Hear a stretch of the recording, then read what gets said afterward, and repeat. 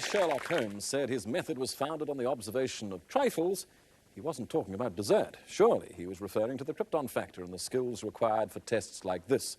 There'll be 5 changes to observe and 2 points for every one remembered. Contestants, put on your headphones, turn to your screens, and for the last time in 91, concentrate those formidable powers of observation. Mr. Peterson of 9 Thornton Avenue. Here's looking at you, kid. That was my fatal mistake. I relaxed. I smiled. Go play with the girls.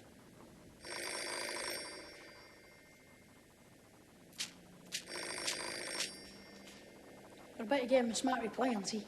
Yeah, he said boo-hoo. Sam Smith, Detective Agency?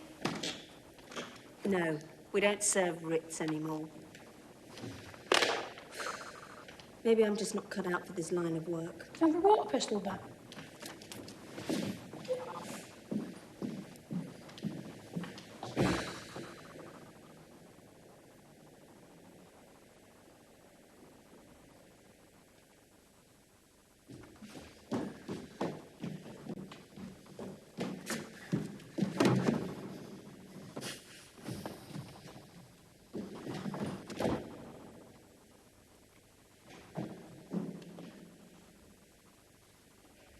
Of all the offices in all the world, I had to pick yours to die in.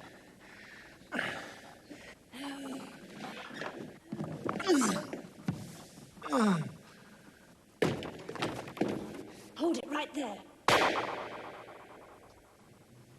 It's all right, they've gone. It's all over for me, kid. Now it's up to you. Here. I can't take over from you. I'm not cut out for this line of work. It's all got too complex, kid.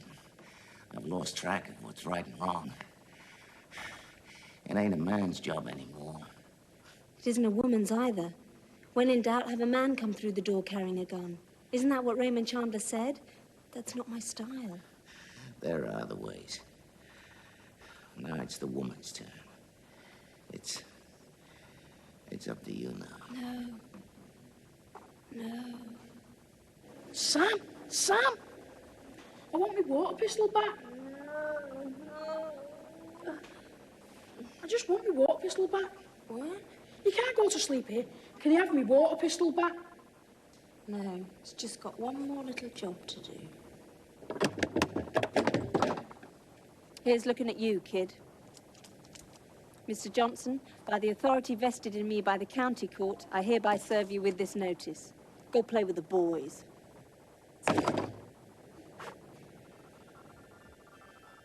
Contestants, turn to orders, please. You've seen what one shot with a water pistol can do. Would you write down the changes that you can remember? Well, you've had heaps of practice by now, so let's compare notes. First, a costume change. The man opening the door wore dark braces, but seconds later he wore a much lighter pair. The man's name also changed. Mr. Peterson of 9 Thornton Avenue. Became Mr. Johnson. Thirdly, a change to Sam's telephone. The old-fashioned black phone suddenly became a modern white phone.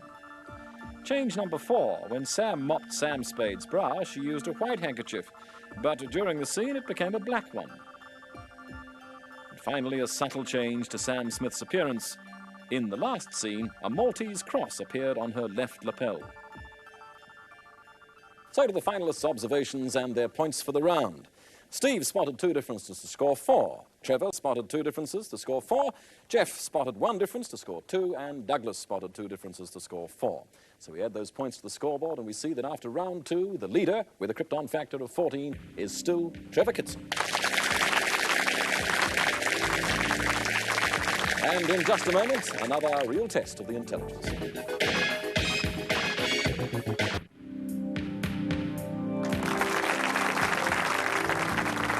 For the 1991 final of the Krypton Factor, the contestants will construct an alternating pattern of butterfly stamps. You'll recognize them, but the difficulty the contestants face is assembling the 12 pentomino blocks and the 1 square. Contestants, would you come down to your respective tables? I need hardly tell you that you must stick to the task until it's complete, and you may start your stamp puzzles now. Well, you've enjoyed a brief look at how this is done. We've kept this very difficult puzzle for the final, as you'd expect. Douglas counting and experimenting with the 13 pieces. $1, $2 and $3 butterfly stamps. That's one of the 12 pentominoes, and if you know a domino is made up of 2 squares, well, a pentomino is made up of 5 squares. This puzzle can only be done one way. It's very important for Trevor, indeed for all the finalists, that they place the 2 bottom pieces correctly. If they don't start that way, then they could be here for quite a long time. I said there are 12 pentominoes in the puzzle. The 13th piece is a tetromino. It's made up of 4 squares, and it fits plumb in the middle, just where Douglas's pocket level is. I'm certain he's aware of the diagonal pattern of stamps across the frame. You see the $2 stamps in the diagonal and the $1 stamps, and that's repeated across and down the entire frame. He's certainly worked it out very quickly. But 3 pieces to fit. This will take him into the lead. Yes, well done, Douglas Fairgrave.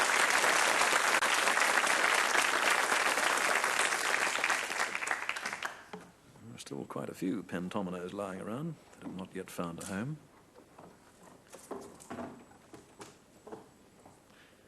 Well, Jeff has started to build from the bottom, and as the pattern becomes apparent to him, then so will the solution. Tetromino. I think it'll be plain sailing from here. Not perhaps for Trevor. He must start from the bottom. And there is the square tetromino with the $1 stamp to place in the middle. He was in the lead on points, but he could lose that lead. This is a fairly precarious arrangement. Well, Jeff was doing well when we last saw him.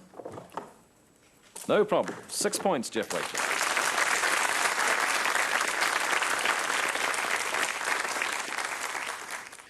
Trevor's done some major surgery, taking the puzzle apart. Steve having to hold on with one hand in case it all falls down. Where do they go? You need one to stabilize the structure. The light dawns.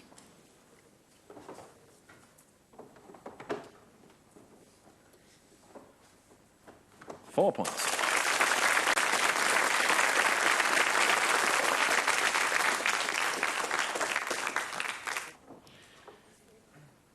Meanwhile, Trevor's rethink has finally led him to the solution, but this will mean a dramatic change to the scoreboard.